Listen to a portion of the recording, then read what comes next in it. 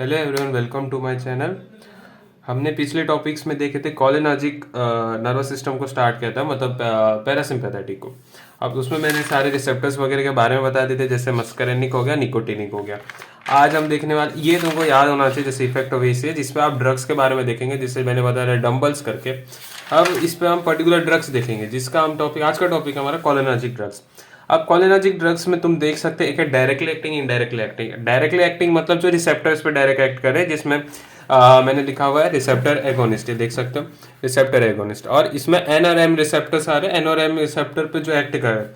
तो इसमें दो टाइप्स के आप देख सकते हो, ईस्टर्स वाले और एल्कलॉइड्स वाले। ईस्टर्स वाले जो सिंथेटिक्स है, और एल्कलॉइड्स वाले जो नेचुरल। सिंथेटिक्स वाले आप समझ रहे हो, जो मैन मेड्स हो सकते हैं, या फिर जो ड्रग्स बने हो और बॉडी में ही बन रहे हैं, नेचुरली अकरिंग। बॉडी में मैं गलत बोल दिया, नेचुरली जो अकरिंग है, मतलब प्लांट एक्सट्रैक्ट्स वगैरह से हो सकते हैं, वो हो गया आपके नेचुरल। ये स्टर्स में क्या आते हैं सिंथेटिक्स में, मेथाकोलिन, कार्बाकॉल, एसिटाइल कोलिन, बिथेनेकॉल। इसको बोलते हैं एम कैप। एम कैप से आप याद रख सकते हैं ना, मेथेनेकॉल, कार्बाकॉल, एसिटाइल कोलिन और बेथेनेकॉल के बारे में और डिटेल में दिया हुआ, उसको हम देखेंगे। फिर अल्कलॉइड्स में बात करें, जो प्लांट अकरिंग है, जो प्लांट से आप एक्सट्रैक्ट, जिसको निकोटिन, लोबेलाइन, एरेकोलिन, मस्करेनिन और पिलोकार्पिन। पिलोकार्पिन इसमें इंपॉर्टेंट है, इसमें बेथेनाकॉल और पिलोकार्पिन, ये दोनों इंपॉर्टेंट है। इसको एन लैब से आप याद कर सकते हो, निकोटिन, लोबेलाइन, एरेकोलिन, मस्करिन और पिलोकार्पिन। तो इसको आप याद कर सकते हैं एन के लैब से। अब ये जो आता है डायरेक्टली एक्टिंग, मैंने बताया रिसेप्टर एगोनिस्ट मतलब डायरेक्ट रिसेप्टर्स पे एक्ट कर रहे हैं। अब दूसरा है इनडायरेक्ट एक्टिंग। इनडायरेक्ट एक्टिंग क्या करते हैं, जो एसिड, ये देख सकते हैं मैंने लिखा हुआ है ACH enzymes, ACH esterase enzyme. ACH esterase enzymes को वो इनिबिट करता है। इनिबिट इन द सेंस कि जो ECH एस्टरेज एंजाइम क्या कर रहा था, ECH को तोड़ रहा था एसीटेट और कोलिन में, तो उसको तोड़ने को कम करेगा, मतलब ECH को वो मेंटेन कर रहा है, मतलब ECH को बढ़ा रहा है एक तरह से। तो आता है रिवर्सिबल और एक इरिवर्सिबल, है ना।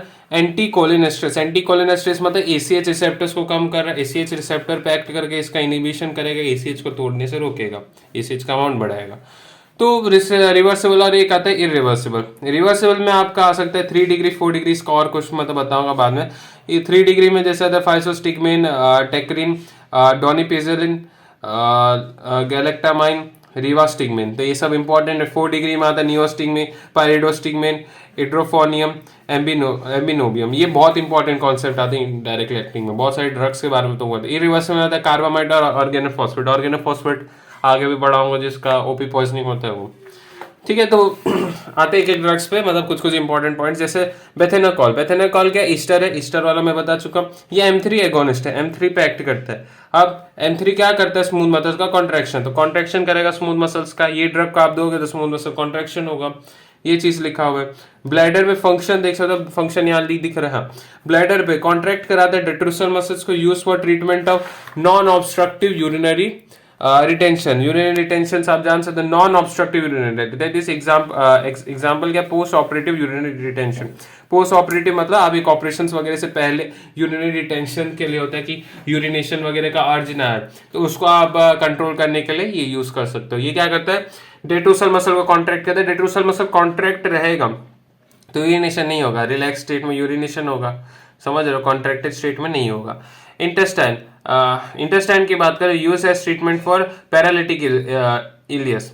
तो मेगाकोलोन, पैरालिटिक इलियस मतलब पैरालिसिस हो जाता है इलियम में, तो उसके लिए भी ये यूज किया जाता है इंटेस्टाइन। मैंने बताया था ना M3 रिसेप्टर स्मूथ मसल्स पे एक्ट करता है। देखो रिसेप्टर्स के बारे में तुम जानोगे, उसके बाद ही पूरा ड्रग एक्शन। जैसे M1 मैंने बताया स्टमक से HCl का सिक्रेशन बढ़ाता है, फिर बाद में M2 का बताया था कि ये क्या करता है, हार्ट में करता है, फिर ये M3 सारे ये सब, तो वही चीज है। अब बेथेनेकॉल किस लिए यूज होता है, स्मूथ मसल कॉन्ट्रैक्शन के लिए। एक याद होगा, नॉन ऑब्स्ट्रक्टिव यूरिनरी रिटेंशन, फिर post operative, sorry post operative, pre नहीं, पोस्ट ऑपरेशन के बाद, पोस्ट ऑपरेटिव मैं गलत बता दिया था। पिलोकार्पिन, पिलोकार्पिन के एलेक्लॉइड्स, एलेक्लॉइड्स मतलब नेचुरल अकरिंग। तो पिलोकार्पिन ऑपरेट किससे ऑब्टेन्ड होता है, पिलोकार्पस प्लांट से। पिलोकार्पस प्लांट से ऑब्टेन्ड होता है, मिलता है आपको। इसका इफेक्ट क्या है, इफेक्ट इसका बहुत इंपॉर्टेंट है। सबसे पहले लो डोज में आप देते हो तो ये क्या करता है, स्टिमुलेट करता है रिसेप्टर्स को, और ब्रेडिकार्डिया, हाइपोटेंशन, डायबिटीज एक्सेट्रा, ये सब का कॉज है। तो ये मैंने बताया था डम्बल्स में कि ब्रेडिकार्डिया कॉज करता है। ये देखो बी से ब्रेडिकार्डिया, तो ब्रेडिकार्डिया करता है, और हाइपोटेंशन लो डोज में। हाई डोज में क्या करता है, ट्रेकिकार्डिया, ठीक है। तो ये चीजें एक बताना है, मतलब इफेक्ट्स की बात करें, लो डोज हाई डोज पे, लो डोज पे ब्रेडिकार्डिया हाइपोटेंशन कॉज कर रहा है, ब्रेडिकार्डिया कॉज कर रहा है, और हाई डोज में ये ट्रैकीकार्डिया कॉज कर रहा है। निकोटीन बस, अब ये तुमको याद रखना, लो डोज में सिर्फ मस्करिनिक और हाई डोज पे वो निकोटीनिक को भी स्टिमुलेट कर रहा है। अब ट्रॉपिकल आई डोज ड्रॉप्स की बात करो तो 0.5 to 4%। बहुत इंपॉर्टेंट एक बात बता रहा हूँ, पिलोकार्पिन ड्रग ऑफ चॉइस होता है ओपन एंगल ग्लॉकोमा में, ड्रग ऑफ चॉइस मोस्टली। अब अगर मैं ग्लॉकोमा और पढ़ाऊंगा तो उसमें अब क्या बोलते हैं प्रोस्टाग्लैंडिन्स यूज होते हैं, पर ऐसा एक बात करूं तो ड्रग ऑफ चॉइस भी पिलोकार्पिन होता है। यूज ट्रीटमेंट क्या है इसका? ट्रीटमेंट है acute congestive glaucoma use to reverse the pupillary dilation after refraction testing. Refraction testing आपने पढ़ा होगा, जब आई ड्रॉप्स यूज करके क्या करते हैं, मिड्रियासिस या फिर मिड्रियासिस कॉज करता है। मिड्रियासिस बेसिकली क्या होता है कि आपका जो प्यूपिल साइज है वो बढ़ जाता है, तो वो चीज आप कर सकते हो, use to reverse the pupil dilation after refracting test, तो उसके लिए करते हैं।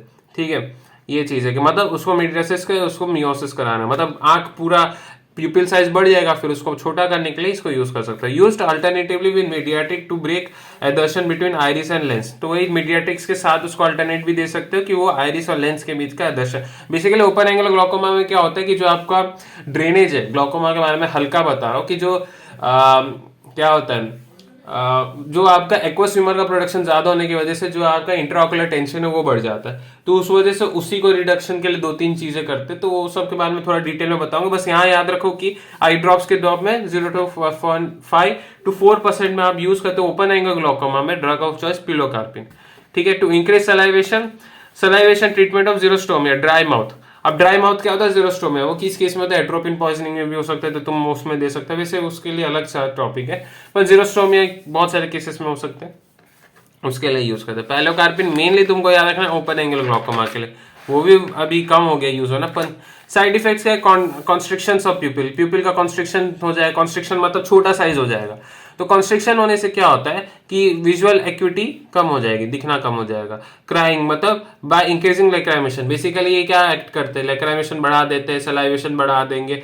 तो लैक्राइमेशन बढ़ाने से क्या होता है कि आंसू आते रहेंगे। By increase lacrimation and punctal stenosis और लैक्राइमल डक्ट को ब्लॉक करते हैं ना हम, कि आंसू जो है वो गिरे, मतलब बेसिकली आप आई ड्रॉप डाल देते, तुमने एक मेथड होता है कि आप एक थंब डालते हो अपने साइड में और उसको ब्लॉक करते हो, नीजल डक्ट जो होता है उसके लिए, नीजल लैक्राइमल डक्ट, तो वो क्या करता है जो आई ड्रॉप को है वो उसी में रहने देता है और नाक के थ्रू नहीं जाता है।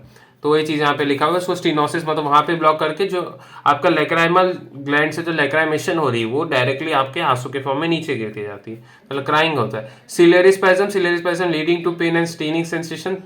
ठीक है, systemic side effects bradycardia, diarrhoea and bronchospasm, ये तो होना ही है, मैंने बताया ना डंबल्स करके, तो उसमें आपने डायरिया पढ़ा है, ब्रेडिकार्डिया, तो वो सब होगा। अब इनडायरेक्टली एक्टिंग्स की बात करें जो बहुत इंपॉर्टेंट है, मैंने डायरेक्टली एक्टिंग बताया, उसमें 2 ही ड्रग बताए, बाकी के सिमिलर फंक्शन से, एक बेथेनेकॉल और एक बताया मैंने पिलोकार्पिन। अब आते हैं एंटीकोलिनेस्टर्स, बाकी के ड्रग्स बुक्स में देख सकते हो थोड़ा मोड़ा, बेसिकली सिमिलर एक्शन है, क्या होता है नहीं होता, मतलब कुछ कुछ के मतलब स्पेसिफिक मैंने बता दिया, बाकी और भी। एंटीकोलिनेस्टर्स यहाँ पे दिया हुआ है, देखो एंटीकोलिनेस्टर्स जो है इनडायरेक्टली एक्टिंग है, इनडायरेक्टली एक्टिंग जो बोल सकते हैं anticholinesterases inhibit the enzymes acetylcholine esterase. Acetylcholine esterase को कहता है no hydrolysis no metabolism ACh increases cholinergic effect, तो इसे जितना ज्यादा होगा उतना ज्यादा कोलिनर्जिक इफेक्ट होगा। तो 3 डिग्री 4 डिग्री 3 डिग्री का 3 डिग्री 4 डिग्री में क्या डिफरेंस है यहाँ पे लिखा हो, लिपिड सॉल्युबल होते 3 डिग्री, ये क्रॉस कर सकते हैं ब्लड ब्रेन बैरियर और क्रॉस करते कॉर्निया को। 4 डिग्री सिर्फ वाटर सॉल्युबल है, मतलब वो एब्जॉर्ब नहीं हो पाएगा, लिपिड सॉल्युबल ही एब्जॉर्ब होते हैं आसानी से, ना ही क्रॉस कर पाएंगे ब्लड ब्रेन बैरियर, ना ही, तो वो 4 डिग्री वाला कोई इतना एब्जॉर्प्शन में प्रॉब्लम है उनमें, वैसा एक तरह से हो सकता हूँ। अब रिवर्सेबल देखिए ड्रग्स के कुछ कुछ बताऊंगा, वो बड़े इंपॉर्टेंट हो जाएगा। सबसे पहले फाइसोस्टिगमिन इंपॉर्टेंट है।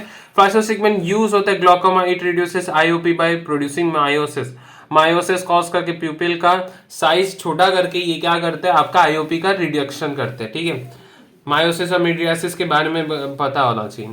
एट्रोपिन पॉइजनिंग में ड्रग ऑफ चॉइस है, सबसे इंपॉर्टेंट तेरा, अगर तू भी बोले physostigmine it is a drug of choice for atropine poisoning, ये मैं बताऊंगा, एट्रोपिन पॉइजनिंग में बताऊंगा, पर वही चीज लिखा to begin on slow IV because it can cause bradycardia, तो स्लो आईवी में देते क्योंकि ब्रेडिकार्डिया कॉज कर सकता है। ठीक है, आगे बढ़ते हैं। Drug for Alzheimer disease second part है, मैंने एक बताया फाइसोस्टिगमिन के बारे में। अब अल्जाइमर डिजीज क्या होता है, शॉर्ट टर्म मेमोरी एक तरह से जाता है इसमें। बेसिकली क्या होता है, neural degeneration of cholinergic neuron. तो कॉलिनर्जिक नर्व्स के जो है उसके डिजेनरेशन की वजह से अल्जाइमर डिजीज होता है। तो central acting anti cholinergic, central acting मतलब कि ब्रेन्स पे एक्ट करने वाले, ठीक है। एक सेंट्रल हो गया, एक मिमेंटिन्स हो गया बहुत बात होगी।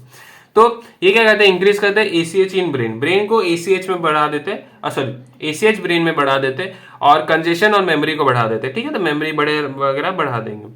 ड्रग्स इंपॉर्टेंट इसमें टेक्रीन और डोनिपेसिल। तो मैं बताया था कि जो इनडायरेक्टली एक्टिंग ड्रग्स है वो मोस्टली सारे के सारे इंपॉर्टेंट है। वैसे फाइजोस्टिगमिन आ गया, मैं अभी 3 डिग्री बता रहा था। फाइजोस्टिगमिन आ गया, डोनिपेसिल आ गया, डोनिपेसिल और टेक्रीन भी आ गया। डोनिपेसिल ड्रग ऑफ चॉइस है, oral and long lasting. Mostly जो drug of choice Alzheimer disease में आप देते हो वो दे दो डोनिपेसिल। डोनिपेसिल क्यों? क्योंकि ये ओरली दे सकते हो, ओरली देना आसान है। अब बंदे को याद नहीं है, बंदे को आईवी दे रहे हो तो ओरली देना एक आसान पड़ता है पेशेंट्स के तौर पर।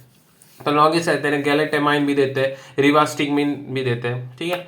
It is not controlled then. अगर इस सब से भी आपका ठीक नहीं हो रहा है तो आप देते हो मिमेटिन। मिमेटिन क्या होता है? मिमेटिन एक ड्रग होता है, NMDA करके ब्लॉकर्स पे, बेसिकली ग्लूटामाइड पे एक्ट करता है, ठीक है। इतना बस याद रखो, बस एक एक्स्ट्रा पॉइंट है, तुम यही याद रखो, ठीक रहेगा।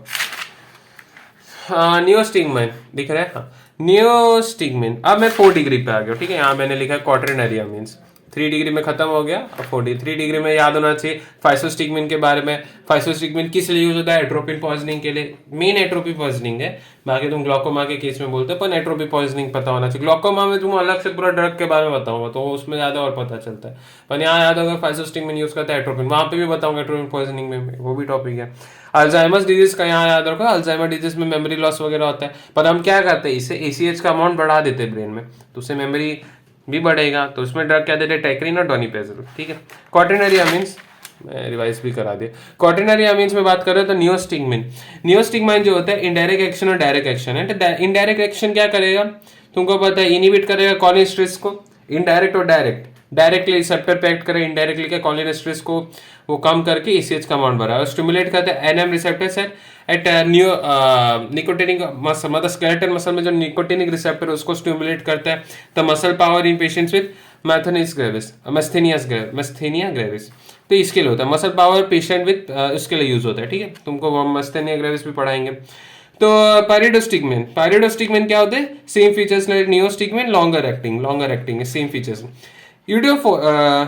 इड्रोफोनियम बहुत इंपॉर्टेंट है। इड्रोफोनियम जो है रैपिड ऑनसेट और शॉर्ट एक्टिंग है। रैपिड ऑनसेट मतलब तुरंत से एक्ट करने लगेगा और थोड़े ही टाइम के लिए एक्ट करता है।